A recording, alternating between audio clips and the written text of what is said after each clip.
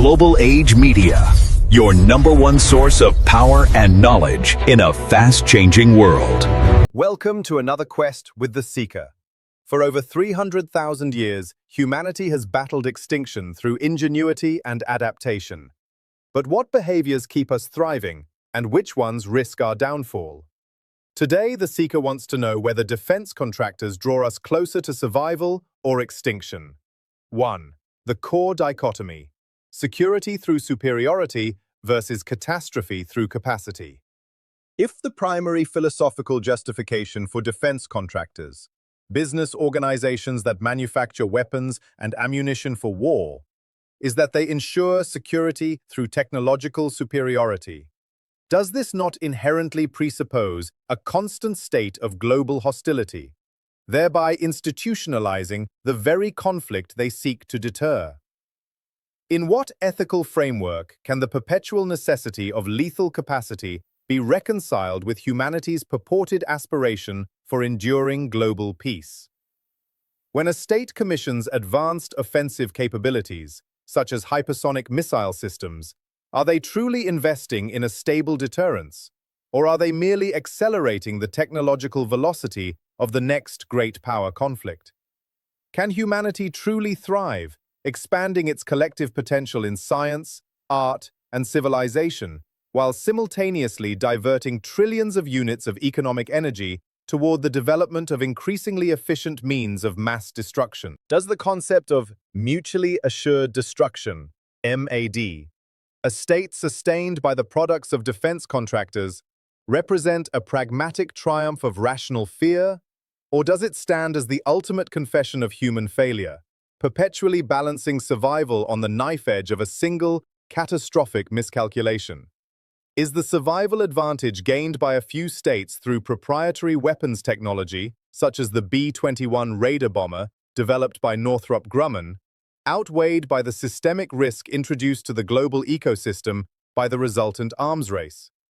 Is it possible that the existence of a highly sophisticated, commercially driven defense industry, exemplified by firms like Lockheed Martin and Boeing, acts as a self-fulfilling prophecy, making conflict inevitable because the means to wage it are always readily available, profitable, and technologically compelling? When defense contractors innovate the capacity for near-instant global strike, are they fostering a state of readiness that protects civilization? Or are they shrinking the critical decision-making time of political leaders to such a degree that accidental or preemptive war becomes statistically unavoidable? 2. Motives, agency, and the profit imperative. How does the fiduciary duty of the chairman and CEO of RTX Corporation, Christopher T. Callio, or any similar leader, to maximize shareholder value align with, or fundamentally conflict with, the broader moral duty to safeguard the long-term, non-extinguishable future of the human species? If the financial success of a corporation like Northrop Grumman is directly proportional to global instability and the procurement budgets of sovereign states, is that commercial structure a centripetal force pulling humanity towards survival, or a centrifugal force pushing it towards doom? What is the ethical implication of the revolving door phenomenon, where high-ranking government officials and military leaders, who once formulated state security policy, subsequently join the boards or executive teams of major contractors, such as Lockheed Martin, effectively monetizing their national security knowledge? Does this cyclical migration of influence suggest that national security needs are genuinely determined by existential threat, or are they, at least partially, manufactured by vested commercial and political interests? Can the personal moral agency of an engineer designing a next-generation nuclear submarine guidance system truly be divorced from the aggregate existential threat posed by the completed nuclear triad it serves? When governments award contracts for the production of highly lethal precision-guided munitions, PGMs, are the individuals who approve these expenditures, the Secretary of State for Defense, for instance, or the relevant Chief of General Staff, prioritizing the nation-state's immediate tactical advantage, or are they thoughtfully weighing the long-term, species-level risk of further military-industrial complex entanglement?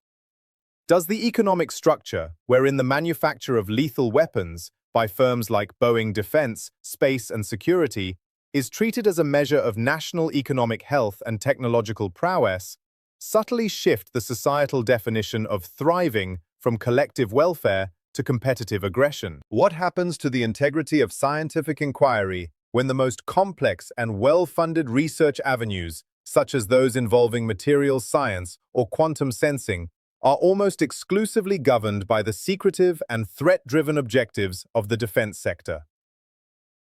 3. The philosophical implications of extinction risk and the nuclear shadow. Does the continuous refinement of weapons, such as those produced by Boeing's defense division, subtly erode the political will to invest in non-military, non-lethal solutions to global systemic risks, such as climate change, pandemic preparedness, or resource scarcity? Is the belief that technology can always solve any security problem an inherent tenet of the defense industry's existence, a dangerous form of technological hubris that overlooks the irreducible complexity of human conflict and the ultimate finality of extinction events? If the primary existential threat is not a state-on-state war, but an unforeseen, self-inflicted technological failure, does the concentrated intellectual and manufacturing power of defense contractors, dedicated entirely to conflict resolution, represent a tragic misallocation of the very resources needed for species resilience? Does the continuous advancement in autonomous and remotely operated weapon systems, a key area of investment for firms like RTX Corporation, desensitize political leaders and the public to the horror of war, making the threshold for initiating lethal conflict dangerously low? Where does the strength of the survival argument lie when the technology supplied, for example, advanced chemical or biological protective gear, is merely a reactive response to the very threats generated by the global proliferation of military technology?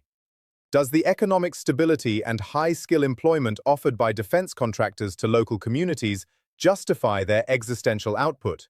Or is this merely a sophisticated form of moral blackmail used to secure political support for conflict-enabling enterprise?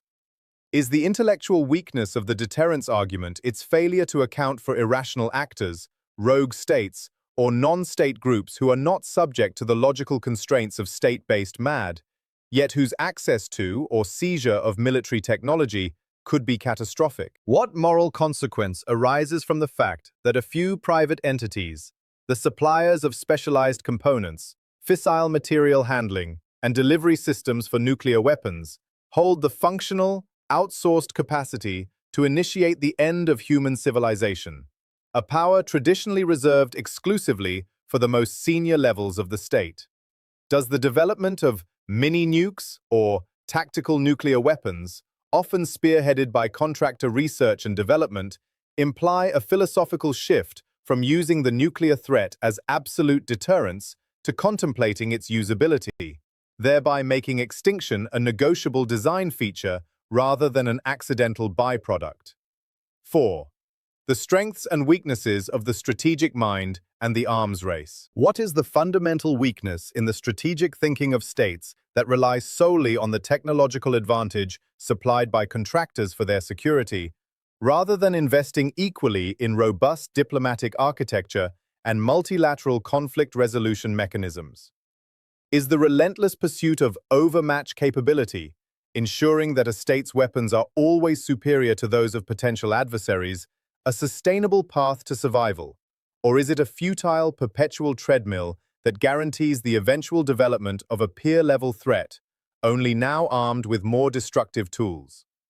Does the concept of technological surprise, a potential goal of covert defense R&D, offer a genuine, temporary advantage for survival?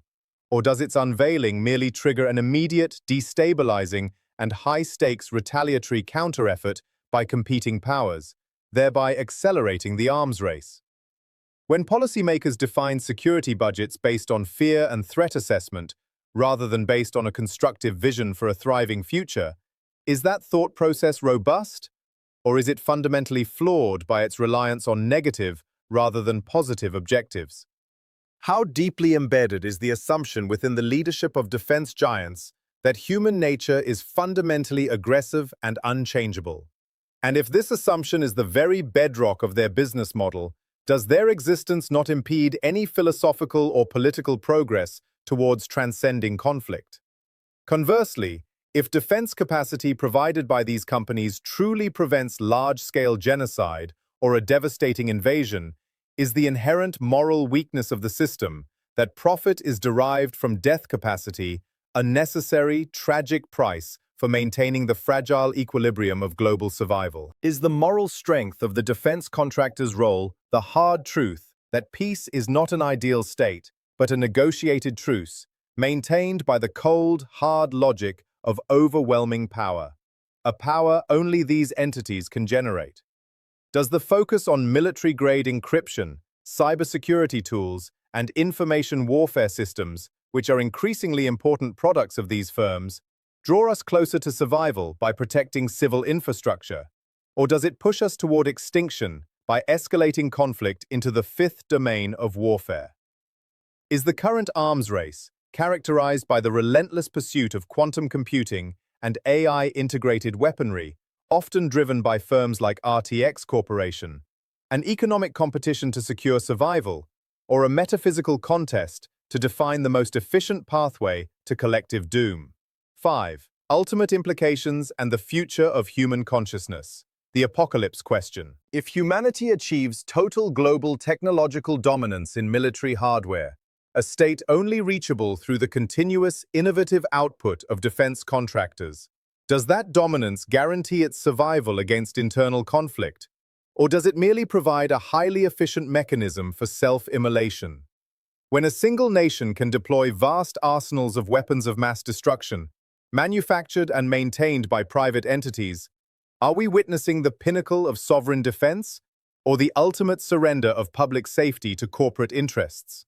If the ultimate consequence of the arms race, fueled by firms like Boeing and Northrop Grumman, is the apocalypse, defined not just as a nuclear exchange, but as a point of irreversible ecological, societal, or technological collapse, does the immediate economic and tactical benefit provided by these entities justify accelerating the statistical probability of that catastrophic event? Does the continued perfection of intercontinental ballistic missile delivery systems, ICBMs, by contractors represent the zenith of human engineering, or the pinnacle of civilizational folly? When the continuous innovation cycle of the arms race mandates that yesterday's defense technology must be decommissioned at great expense, does this industrial turnover merely constitute profit-driven obsolescence for Lockheed Martin and others, cleverly masquerading as a non-negotiable national security imperative? Ultimately, does the defense contractor, by commercializing the capacity for war and weaponizing scientific progress, reinforce the primitive, zero-sum aspects of human nature, making the spiritual and ethical leap necessary for permanent survival forever elusive? Or is their function an unavoidable, if tragic, stage in human evolution, providing the necessary hard constraint, the constant threat of global erasure embodied by nuclear weapons, that paradoxically forces humanity to remain minimally rational and thereby survive? What future implication does the industry hold for our beliefs? Will we eventually view the manufacture of weapons as an inevitable, necessary component of geopolitical hygiene, or as a dark, morally bankrupt precursor to our inevitable demise and the final apocalypse? Support the seeker. Uncover the centrifugal and centripetal traits of human extinction or survival. Hit subscribe and turn on notifications.